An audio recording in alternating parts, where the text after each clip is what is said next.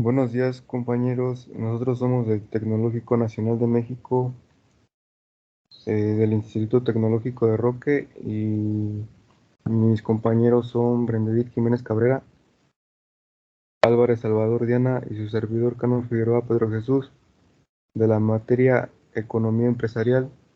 Yo les voy a comenzar diciendo mi tema de rendimientos a escala constantes, crecientes y decrecientes. Según el Instituto Nacional de Estadística y Geografía, INEGI, en México, de cada 100 empresas, 96 son microempresas, es decir, son negocios que cuentan con poco personal, 1 a 10 personas, y que contribuyen con el 40,6% de los empleos a nivel nacional. Entre los retos se enfrentan estos negocios se encuentra la mala planeación financiera que puede llevar incluso al cierre de la empresa. Nuevos retos se enfrentan diariamente en las compañías independientemente del tamaño que ocupe. La competencia y la globalización dan pie al uso de nuevas tecnologías y a la búsqueda de personal mejor capacitado para responder no solo de manera pronta, sino con calidad al mercado. Los rendimientos de escala expresan cómo varía la cantidad producida por una empresa a medida que varía el uso de todos los factores que intervienen en el proceso de producción en la misma proporción. No se deben confundir los rendimientos de escala con el producto marginal de un factor. El producto marginal se obtiene modificando solo factor de producción, mientras que a escala se obtienen modificando todos los factores de producción. Rendimientos a escala crecientes. Los rendimientos crecientes a escala se caracterizan por que a medida que aumenta la capacidad instalada de una empresa, por un lado el producto aumenta en una mayor proporción y por otro lado la productividad de los factores se incrementa. Si la salida de una empresa aumenta más que proporcionalmente a un incremento porcentual igual de todos los insumos, la producción se dice que presentan rendimientos crecientes a escala. Por ejemplo, si la cantidad de insumos se duplicó y el aumento de la producción en el más del doble, que se dice que es un rendimiento creciente. Rendimientos de escala. Cuando haya un aumento en la escala de producción conduce a un menor costo promedio por unidad producida que la empresa disfruta de economías de escala. Rendimiento a escala decreciente ocurren cuando aumentan todos los factores de producción en la misma proporción, la cantidad de productos en una proporción menor. Los rendimientos decrecientes a escala se caracterizan porque a medida que aumenta la capacidad instalada de una empresa, por un lado el producto aumenta una menor proporción y por otro lado la productividad de los factores disminuye. Esta situación se relaciona con las tecnologías obsoletas y o con deficiencia de administración de los recursos. El término disminución, los rendimientos de escala se refieren a la escala donde la producción aumenta en una proporción menor que el aumento en todas las entradas. Por ejemplo, si una empresa aumenta los insumos en un 100%, pero la producción disminuye por debajo del 100%, la empresa se dice que presentan rendimientos decrecientes a escala. En el caso de rendimientos decrecientes a escala de la empresa se enfrentan a las deseconomías de escala. Escala de la empresa de producción conduce a un mayor costo promedio por unidad producida. Ejemplo de los rendimientos constantes crecientes y decrecientes. Como aquí podemos ver, tenemos a un obrero y en los crecientes tenemos a dos obreros y los decrecientes tenemos allá más tenemos a 9.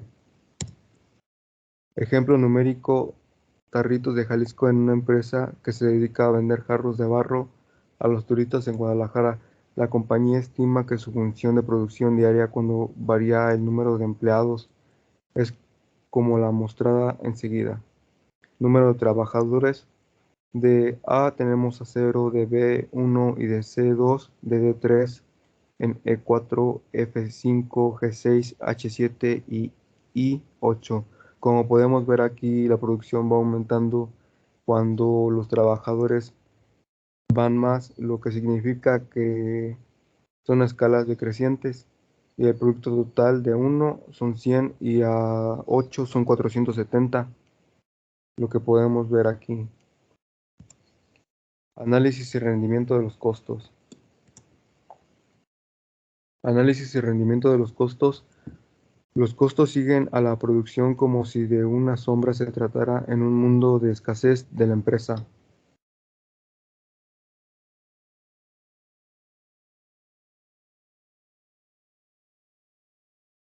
Tienen que pagar los factores, el acero, los tornillos, los disolventes, los teléfonos, los ingenieros, las secretarias, etc. Las empresas rentables son muy conscientes de esto sencillo hecho cuando se fijan unos en producción y sus ventas, ya que cada valor de costos innecesarios reduce sus beneficios. Los principales costos, elementos de los costos de una empresa con sus costos fijos, cambia el nivel de producción y los variables que aumentan cuando se eleve el nivel. Los costos totales son iguales a los costos fijos y variables. Costos variables. Los costos variables son aquellos que varían al variar el volumen de producción. El costo variable total se mueve en la misma dirección del nivel de producción. El costo de manera prima y el costo de la mano de obra son los elementos más importantes de los costos variables. La decisión de aumentar el nivel de producción significa el uso de más materia prima y más obreros, por lo que el costo variable total tiene que aumentar a la producción. Los costos variables son, pues, aquellos que varían al variar la producción. Costo marginal. El costo marginal permite al empresario observar los cambios ocurridos en el costo total de producción al emplear unidades adicionales de los factores variables de producción. El costo marginal es, por tanto, una medida de costo adicional incurrido como consecuencia de un aumento en el volumen de producción. El costo marginal se define como el costo adicional incurrido como consecuencia de producir una unidad adicional del producto. Medios de pago en México.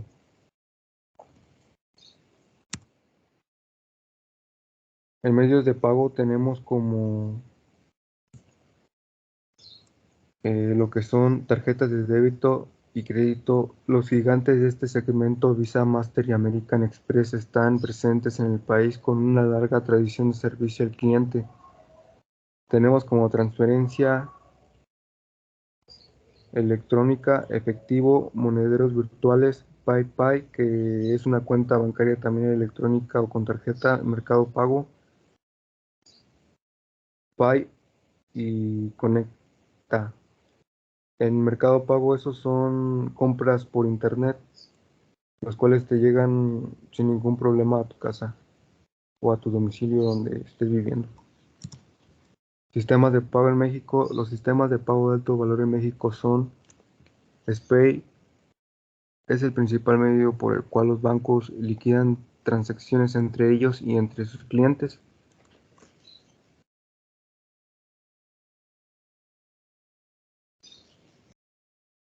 Tenemos a DALI.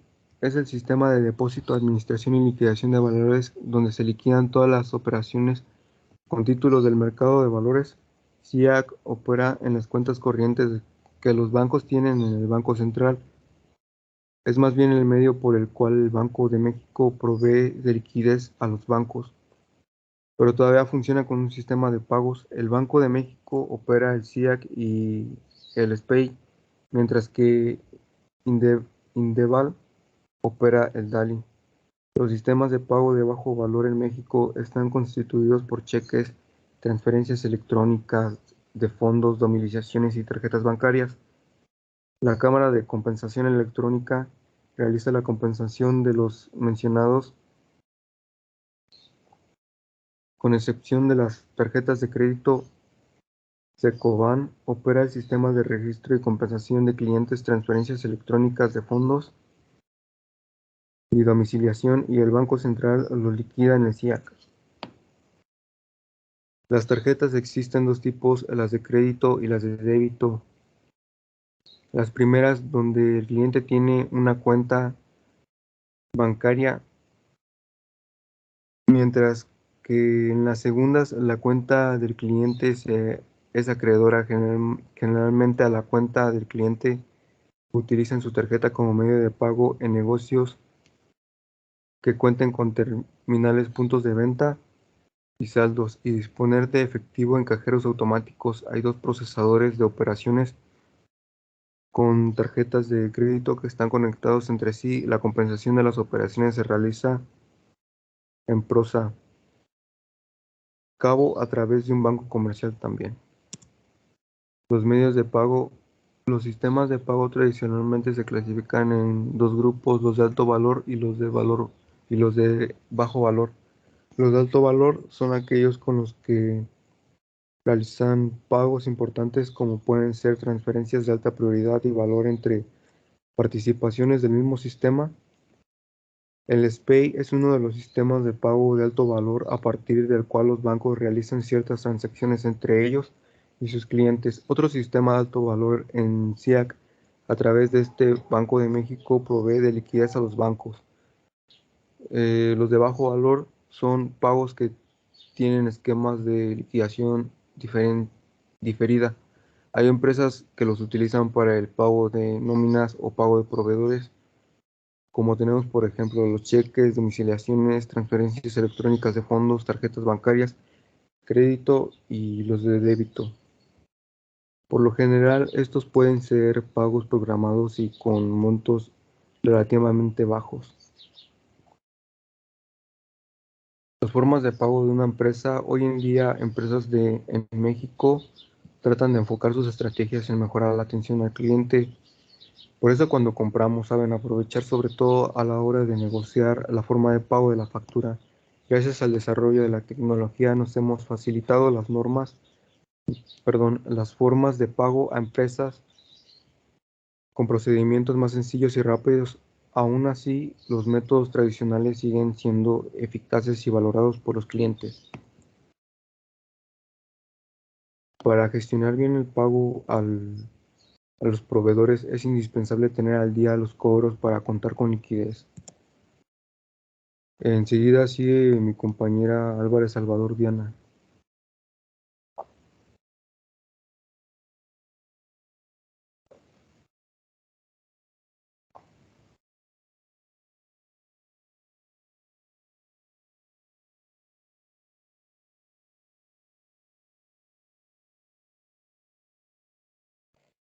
Pues yo les voy a hablar del tema de efecto de sustitución y el efecto ingreso.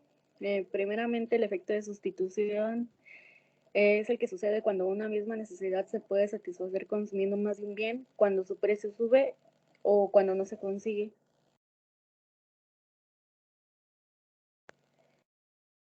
Un ejemplo bien claro pueden ser las entradas al cine. Es decir, si alguien no consigue entradas para ver una película en un específico cine, en una hora específica también, existen también alternativas como esperar la próxima función, ir a otro cine o ir a ver la película mañana. Si bien es lo mismo, pues se puede sustituir la película por otras alternativas o simplemente por una cena o alguna otra cosa que no sea ver una película.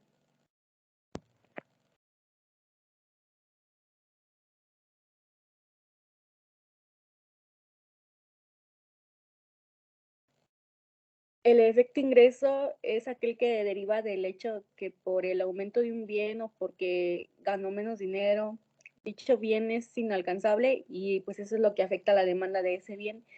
Es decir, es lo que ocasiona no pudiéndolo comprar y pues un ejemplo muy claro y sencillo son los automóviles.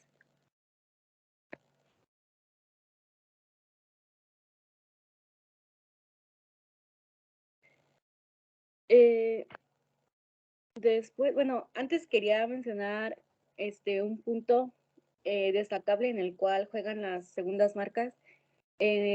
Pues ellas se posicionan como los sustitutos más próximos a las primeras marcas y pues de hecho las primeras empresas muchas veces fabrican ambas teniendo su propia competencia entre ellas. Las segundas marcas son lo que mejor aprovechan ya que pues es el desplazamiento de la demanda, siendo así sus ventas mucho mayores en tiempos de crisis que en tiempo de bonanza económica. Pues se puede decir que son productos de menor costo, por ende pues son de menor calidad, pero a los ojos de los consumidores pues son mejores que nada.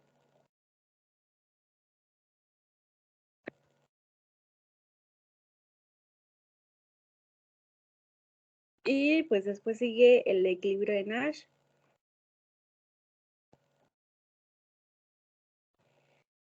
el cual es el que describe el mercado de un bien en el cual existe un conjunto de empresas que compiten entre sí y que cada una por separado deciden cuánto va a producir para maximizar sus beneficios.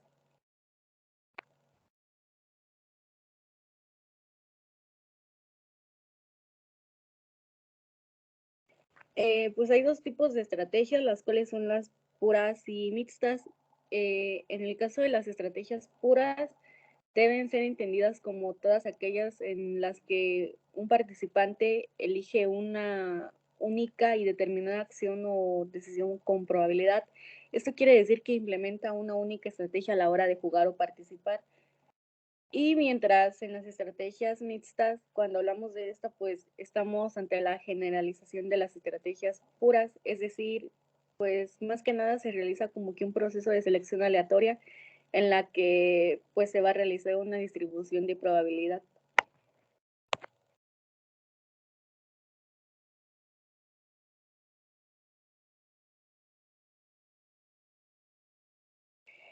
El equilibrio de Nash afecta a la economía debido a las diversas empresas que forman parte del equilibrio internacional, pues ya que se encuentran en una constante competencia de ventas. Por esta razón, las empresas se ven en la necesidad de tomar decisiones y seguir estrategias empresariales.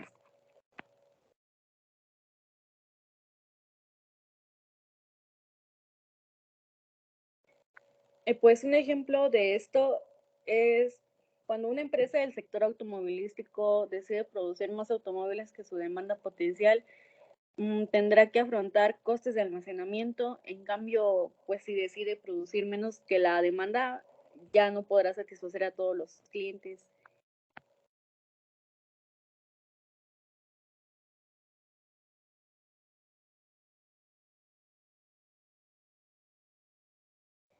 Y pues también es el tema de los mercados especiales e irregulares.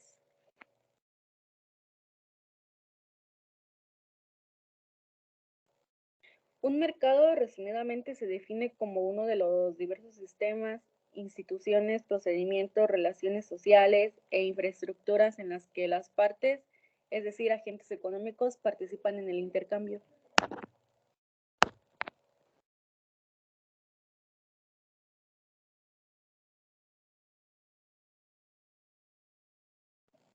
Los mercados especiales son aquellos mercados especializados a un área determinada con la finalidad de atraer ingresos con sus diferentes productos.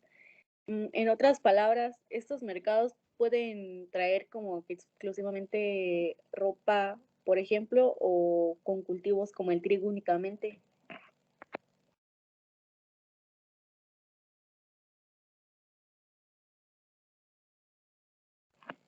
Pues sus características son que tienen una solución especializada, puede ser la única opción en clientes, publicidad en la web y productos especiales.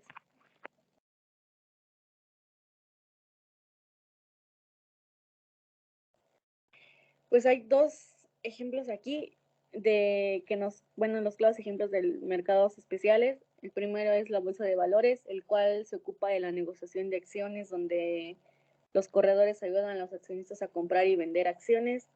Y pues del otro lado están los minoristas, los cuales se encuentran en los cines que se ocupan de las películas del género artístico, las escuelas de idiomas, las lecherías, librerías, papelerías y farmacias.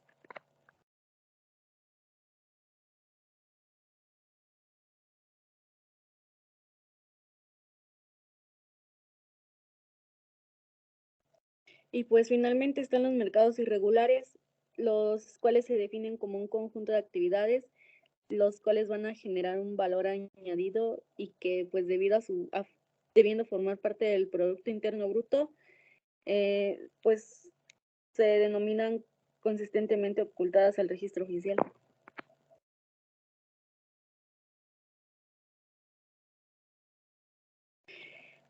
Un ejemplo del negocio irregular eh, puede ser un negocio que vende televisiones o ropa, pero que no ha tramitado ningún tipo de papeleo. que demuestre que la hacienda le permite como que vender pues sus televisores o ropa. Más bien se estaría haciendo como que un negocio ilegal y pues no necesariamente por vender televisores o ropa pirata, ya que pues podría estar vendiendo algo de marca, ¿no? Al ser un negocio irregular, no podrá atreverse a dar garantía, ya que no emitirá factura si es que se necesitara, a menos que sea respecto al cual Hacienda les permite o no dar la factura.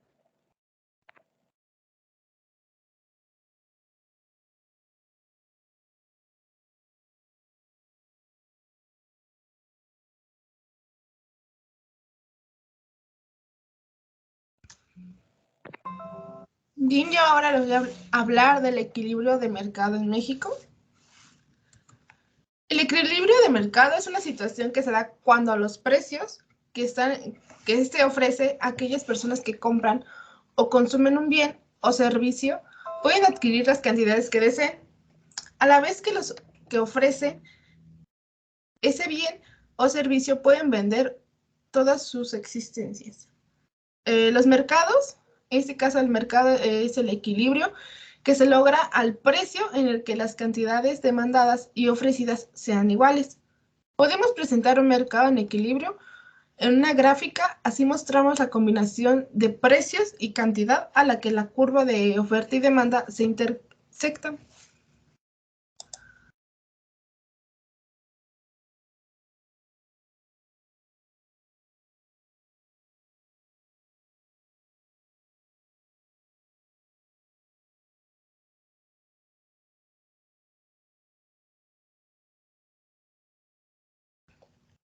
La oferta y demanda en México. De acuerdo con el Instituto Nacional de Estadísticas y Geografía, INEGI, órgano encargado de medir este indicador, la oferta es el conjunto de bienes y servicios producidos internamente o en el exterior, del cual dispone el país para satisfacer sus necesidades de consumo, formación de capital y exportaciones. La oferta está integrada por el Producto Interno Bruto y la importación de bienes y servicios. La demanda se refiere únicamente al destino final de los bienes y servicios que adquieren los hogares, el gobierno, las empresas y el resto del mundo. Sus componentes son el consumo privado y de gobierno, la formación bruta de capital fijo, la variación de existencias y la exportación de bienes y servicios. De acuerdo con el sistema de cuentas nacionales, la oferta es global. Bueno, la oferta global es igual a la demanda global.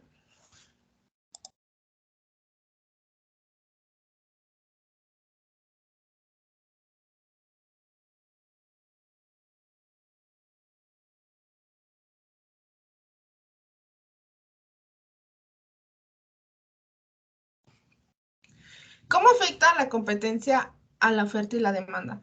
Dependiendo del movimiento de la oferta y la demanda, los precios se pueden ver afectados. En algunos casos, si la oferta o la demanda de un bien es muy fuerte o pueden afectar el precio de ese bien. Les voy a presentar algunos tipos de competencias, que el primero es la competencia perfecta. Es una situación económica casi ideal y poco probable. En la realidad, se trata de un mercado en el que el precio del mercado surge de la interacción entre empresas o personas que demandan un producto o otras que lo producen y ofertan. Ninguno de los agentes puede influir en el precio del bien o servicio, es decir, son precios aceptables. El siguiente competencia es una competencia imperfecta. Los vendedores individuales tienen la capacidad de afectar de manera significativa el precio de mercado de su producto o servicio. Pueden distinguir según el grado de competencia imperfecta. En este caso puede ser competencia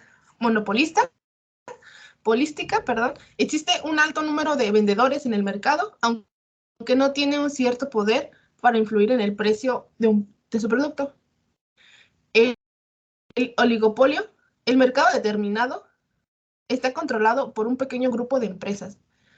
El monopolio, una sola empresa domina todo el mercado de un tipo de producto o servicio, que se suele traducir en altos precios y en una baja calidad del producto o servicio monopolizado. oligopo, oligopsonio es un tipo de mercado en el que hay pocos demandantes, aunque sí puede haber una gran cantidad de oferentes. Por lo tanto, el control y el poder sobre los precios y las condiciones de compra en el mercado reside en los demandantes o compradores.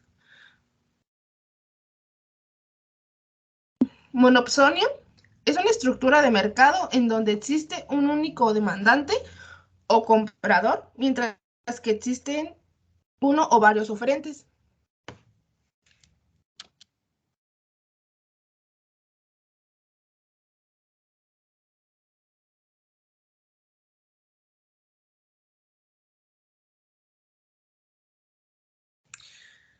El punto de equilibrio, el punto de equilibrio donde existe un equilibrio porque los demandantes están dispuestos a comprar las mismas unidades que los oferentes quieren fabricar por el mismo precio, se llama equilibrio de mercado o punto de equilibrio.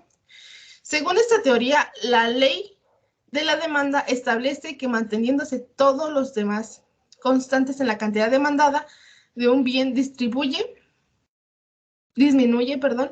cuando el precio de este bien aumenta. Por el otro lado, la ley de la oferta indica que manteniéndose todo lo demás constante, la cantidad ofrecida de un bien aumenta cuando lo hace su precio. Así, la curva de la oferta y la demanda muestra cómo varía la cantidad ofrecida o demandada, respectivamente, según varía el precio de ese bien. ¿Cómo se alcanza el punto de equilibrio? Para entender cómo se puede llegar al punto de equilibrio, hay que hablar de dos situaciones de exceso. El primero es exceso de oferta.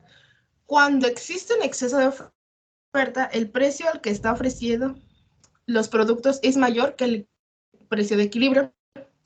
Por lo tanto, la cantidad ofrecida es mayor que la cantidad demandada. Con lo siguiente, los oferentes bajarán los precios para aumentar las ventas. El segundo es exceso de demanda. Por lo contrario, cuando existe escasez de productos, significa que el precio del bien ofrecido es menor que el precio de equilibrio. La cantidad demandada es mayor que la cantidad ofrecida, de modo que los oferentes aumentarán el precio dado que hay muchos compradores para pocas unidades del bien, para que el número de demandantes disminuya y se establezca un punto de equilibrio. Se presenta una gráfica donde nos explica un poco los excesos de oferta y de demanda y cómo es la curva de oferta y cómo es la curva de demanda.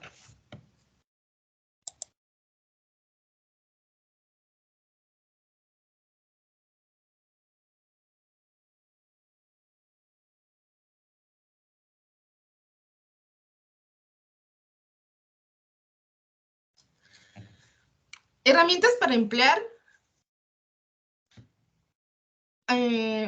un estudio de mercado. Al utilizar herramientas, se puede tener una visión global del mercado y conocer el impacto que tendrá ese producto en sus futuros clientes. Así, al diseñar y ejecutar buenas estrategias de marketing, es que se podrá lanzar con éxito un producto o servicio. Es necesario emplear diferentes herramientas, tanto para analizar el comportamiento de los diferentes usuarios en la web, como la tendencia que tenga dentro de las redes sociales. Mientras más información y datos se tenga, mayor será el éxito del producto en el mercado, porque se adaptará a las necesidades del consumidor. A continuación se señalan tres de las alternativas de mayor aplicación. La primera alternativa son las encuestas online. Esta técnica es una de las más utilizadas. Es una forma de conocer los intereses y necesidades de los clientes y probables consumidores. Hay herramientas que proporcionan ayuda para diseñar estas encuestas, ya sean personalizadas o a través de plantillas. También permiten enviarlas por medio de enlaces en la web o algunas redes sociales y por correo electrónico. La segunda es observación directa. Es la forma de recolectar datos más fiable, ya que se podrá obtener información de primera mano en el proceso de compra. lo que no sería factible a través de un instrumento estructurado de preguntas y respuestas. Observar también el impacto que causan los precios en ellos sin tener contacto directo al conseguir resultados espontáneos y no sesgados.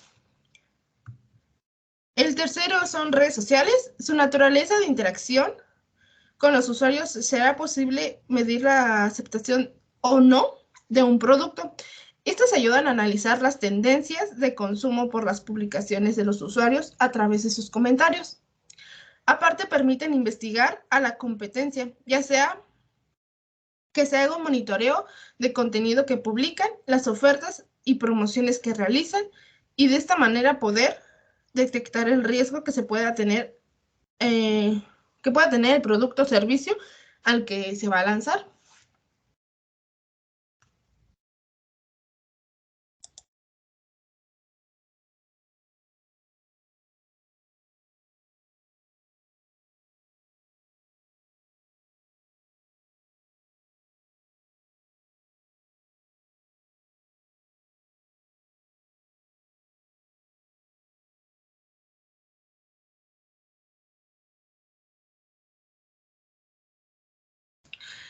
Un ejemplo podría ser el equilibrio y la seguridad del mercado de gas. Aquí en México, pues muchas familias usamos el gas LP y es un ejemplo muy vasto porque dice que las estrategias de control de precio invariable encuentran oposición de grupos que ven afectados sus intereses.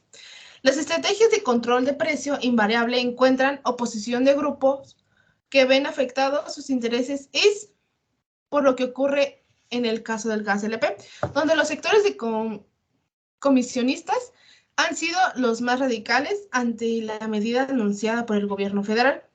En medio de que un contexto internacional de escala en el costo de hidrocarburo, los precios en México registraron una escala de más de 36% desde marzo del 2020, que se agudizó en febrero de este año. El precio por kilo pasó de 17.8 a 24.8 pesos, lo que implica que el consumidor doméstico un costo de hasta 500 pesos por cada cilindro de 20 litros, que se eleva a más de 600 en algunas regiones, principalmente en Veracruz, Puebla o Valle de México. El mercado internacional de gas LP se rige por un indicador Montbellier, y este julio se cotizó en 1.1 dólares por galón, el precio más alto desde octubre del 2014, explicado por la relatización, en el producto estadounidense y en el aumento en la demanda desde países asiáticos. En nuestro país, la liberación de los precios desde el 2017 han provocado que principalmente comisionistas establezcan con libertad el criterio del costo de gas, estrategia en la que los afectados de la industria y los consumidores particulares.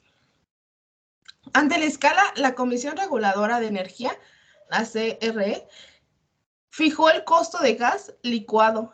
Este control de precio desató el desacuerdo entre los comisionistas, que son los encargados finales de la distribución del medio de pipas y cilindros. La toma y cierre de plantas de distribución en mano de grupos opositores a la medida de evidencia el grado de afectación en los intereses de un mercado que ofrece una estrategia provisional de intención en tanto la estabilización de los precios internacionales.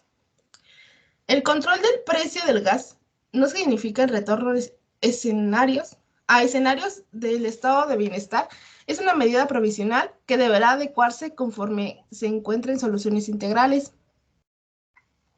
Autoridades federales en la Ciudad de México, con la jefa de gobierno Claudia Sheinbaum al frente de la diagonal para la búsqueda de esta salida, el sentido de responsabilidad mostrando como empresarios del ramo es a destacar.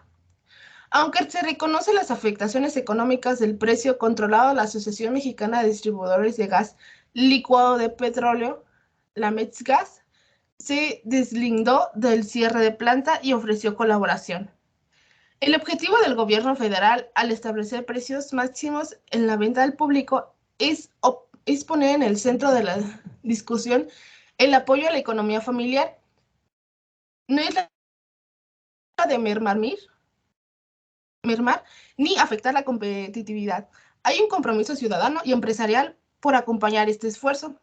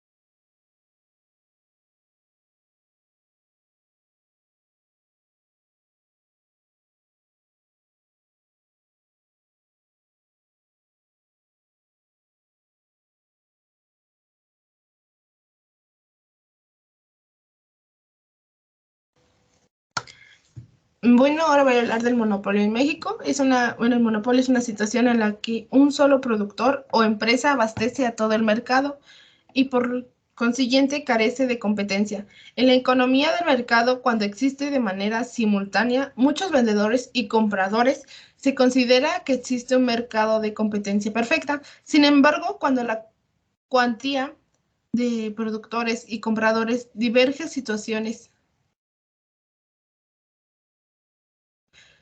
sustancialmente tan extremadamente como en el caso del monopolio, nos hallamos ante un mercado de carácter imperfecto, que no está extenso a peculiaridades concretas. La inexistencia de competencia en un mercado monopolístico implica que la empresa que lo disfruta y nunca mejor planeado el verbo disfrutar, posee un margen de libertad exteriormente superior a los de la empresa que operan en mercados de competencia perfecta para fijar el precio de venta de los productos o servicios que oferta.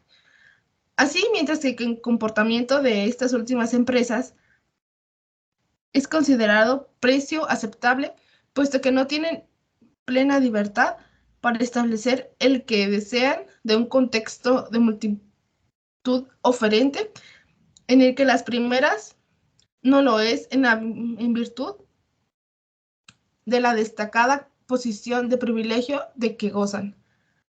En situaciones próximas al monopolio, considera que el oligopolio es el escaso número de oferentes existentes, posee una demanda individual cercana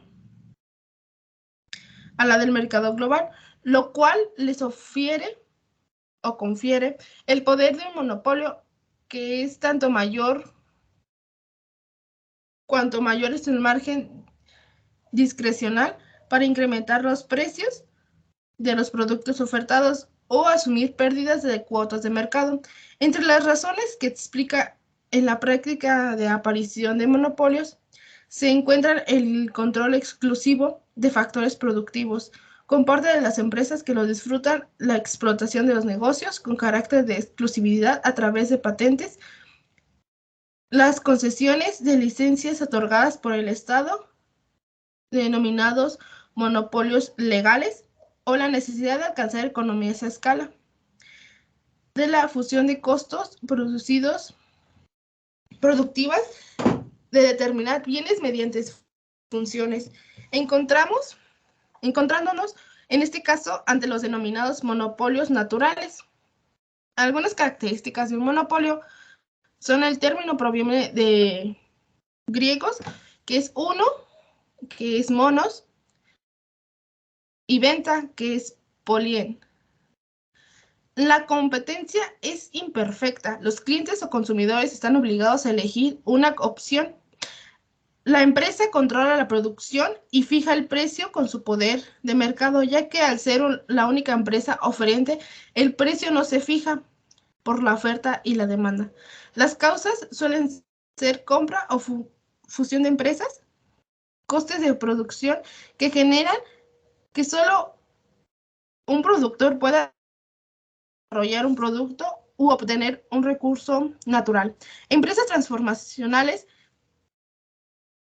que expanden sus fronteras hacia otros países, licencias extendidas por el gobierno a una sola firma. Muchos países poseen leyes antimonopolio para evitar que estos controlen el mercado y coarten la libertad de elección de los consumidores. Pueden o no utilizar recursos de marketing, dado que controlan la totalidad de la oferta. Existe el monopolio natural, cuando debido a un menor costo es conveniente que una sola empresa genere toda la producción. Suelen brindar un determinado servicio y estar reguladas por el gobierno. Un ejemplo son los servicios de luz, los servicios de gas y los servicios de ferrocarriles.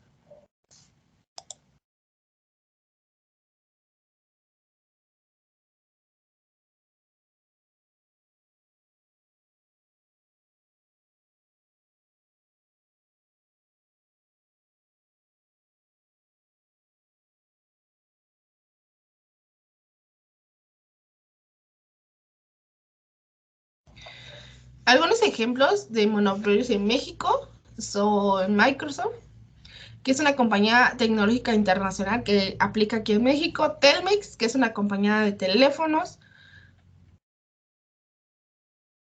NiSource Inc. es una compañía de gas natural y electricidad en Estados Unidos, pero a veces también hay un poco de residencia aquí. Facebook, que pues es una red social que también reside aquí en México. La telefonía multinacional de telecomunicaciones, que en este caso en México está Telcel, AT&T y Movistar, que son de los más fuertes. Google, que es el motor de búsqueda más utilizado en la web, que también aplica aquí en México.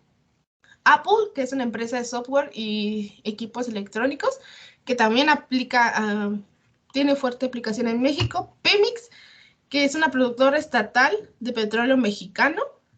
Petróleo Peñoles, explotación de minas mexicanas. Y Televisa es un medio de comunicación mexicano que es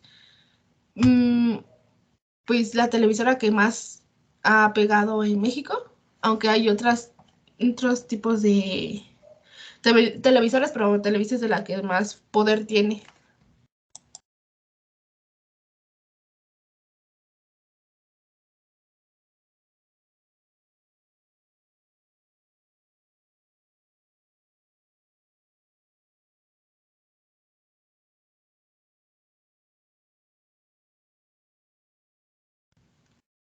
Ahora voy a hablar de un oligopolio en México.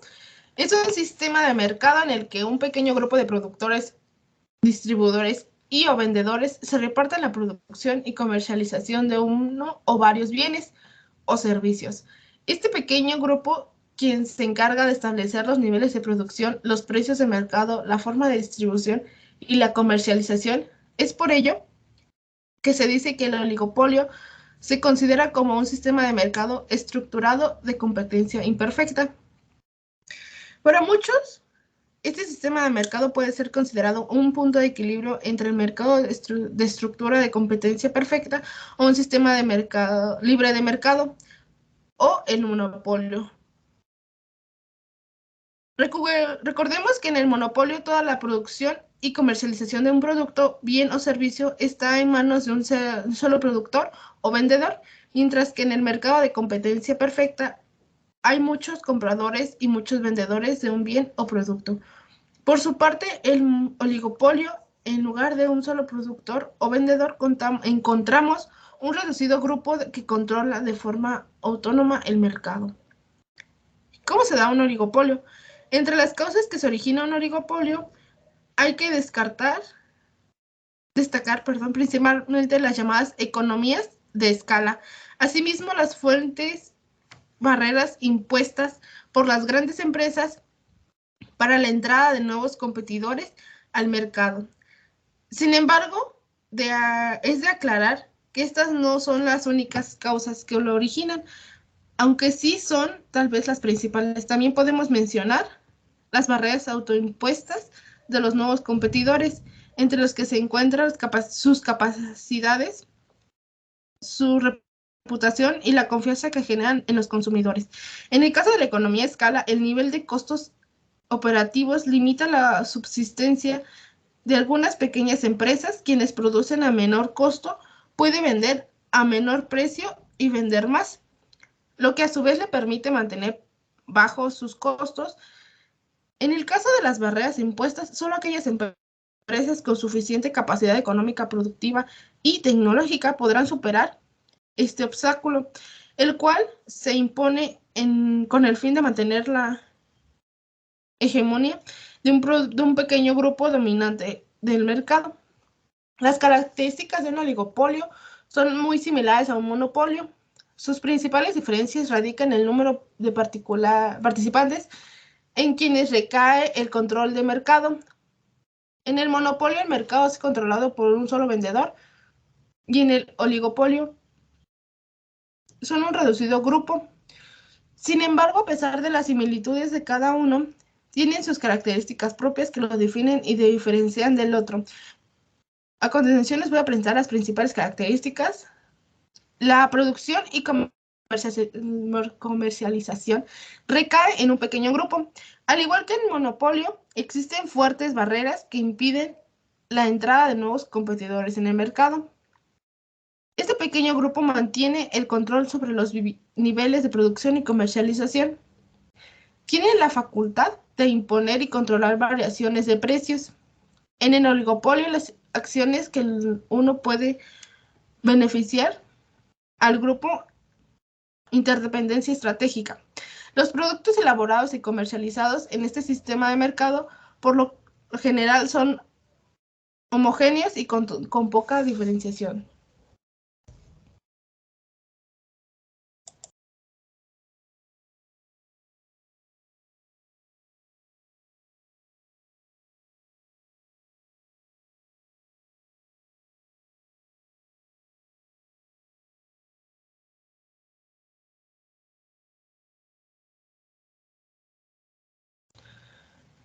Algunos ejemplos de oligopolios en México es PepsiCo, empresa multinacional de alimentos y bebidas, que es, bueno, aquí se le conoce, es muy famoso por refresco. Nestlé, que es una empresa multinacional de alimentos y bebidas. Kellogg's, que es una compañía multinacional agroalimentaria. Danone, una compañía francesa agroalimentaria. Nike, que es una empresa de diseño y fabricación de artículos deportivos. El grupo Bimbo, una panificadora multinacional. Visa, multinacional de servicios financieros. McDonald's, cadena estadounidense de locales de comida rápida. L'Oréal, una empresa francesa de cosméticos y perfumería. Mars, multinacional productora de alimentos. Intel, fabricante de circuitos integrados. Walmart, tiendas y supermercados. Unilever, multinacional productora de alimentos, elementos de higiene y aseo personal. P&G, multinacional productora de alimentos y elementos de higiene y aseo personal. Grupo Lala, alimentos, empresa alimenticia mexicana. InBev, multinacional fabricante de cerveza y bebidas.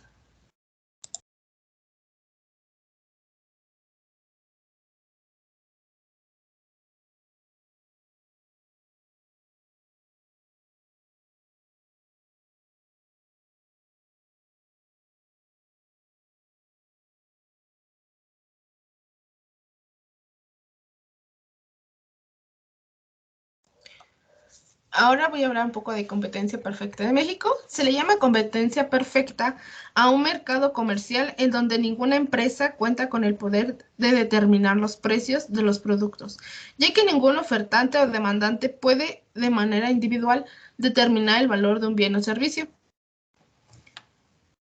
Dentro de la competencia perfecta, los factores que determinan el precio de producto son la oferta y la demanda, lo cual permite una mayor eficiencia en la asignación de recursos. Los consumidores individuales también deberán aceptar el precio para que se lleve a cabo una competencia perfecta y se alcanza un equilibrio entre la cantidad ofertada y la demanda del producto. Así, este sistema será adecuado para algunos mercados, pero no para todos. A continuación se expone un gráfico de competencia perfecta para empresas donde la demanda se mantiene estable y cuando dicha empresa se ajusta al precio del mercado. Algunas características de competencia perfecta son los aspectos resaltantes de la competencia perfecta. Pueden ser tanto los consumidores como las empresas deben aceptar el precio de impuestos. Las empresas venden una parte muy pequeña de la producción total de su producto. Los productos bajo esta categoría se caracterizan por ser idénticos o tener muchas caracterizaciones similares. Como ninguna empresa puede alterar su precio, se garantiza un único precio en el mercado. Facilita tanto el acceso de cualquier empresa a la industria como su salida para dejar de producir si no hubo beneficios. Es el mercado más transparente de todos, ya que los involucrados, sean compradores o vendedores o consumidores, tienen pleno conocimiento de cómo opera en el mercado. Algunos ejemplos de la competencia perfecta.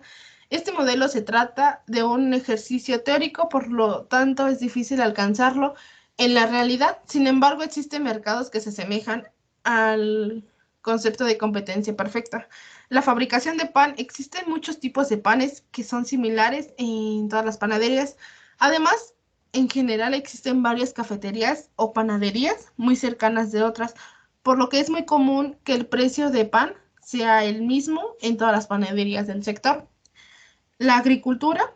Este sector es uno de los sectores más cercanos a la competencia perfecta, ya que cuenta con gran variedad de vendedores que comercializan productos idénticos al mismo costo. Y el software libre funciona de manera muy parecida a los mercados de agricultura, ya que pueden ingresar o salir del mercado a su voluntad, y su costo se determina según las condiciones del mercado y no por los vendedores.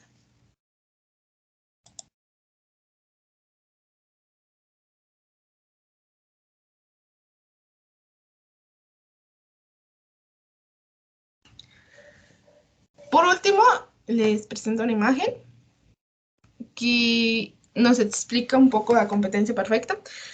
Aquí nos enseña que un proveedor de superávit es la persona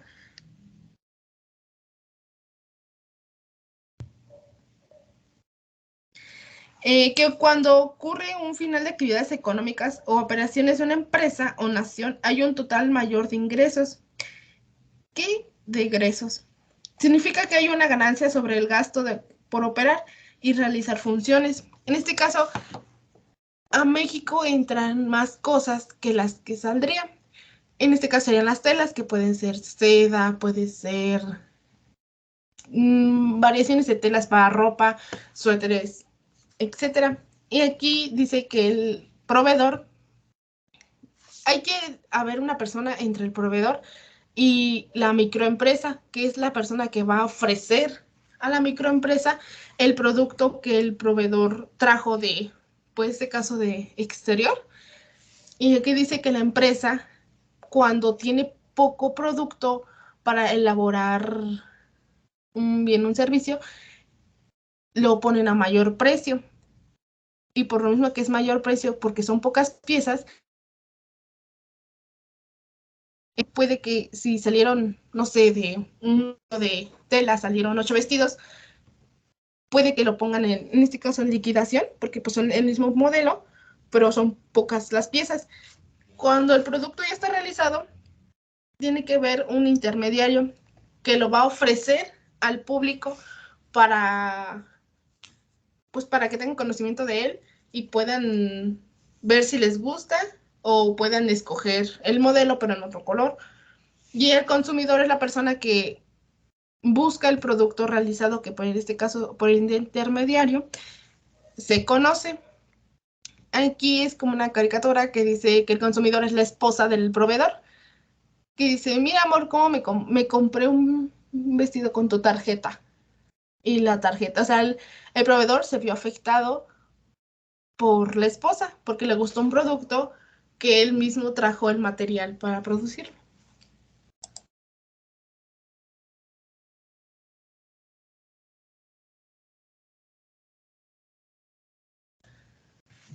Muchas gracias por su atención. Es toda nuestra presentación. Si tienen alguna duda, nos podrían escribir en los comentarios. Gracias.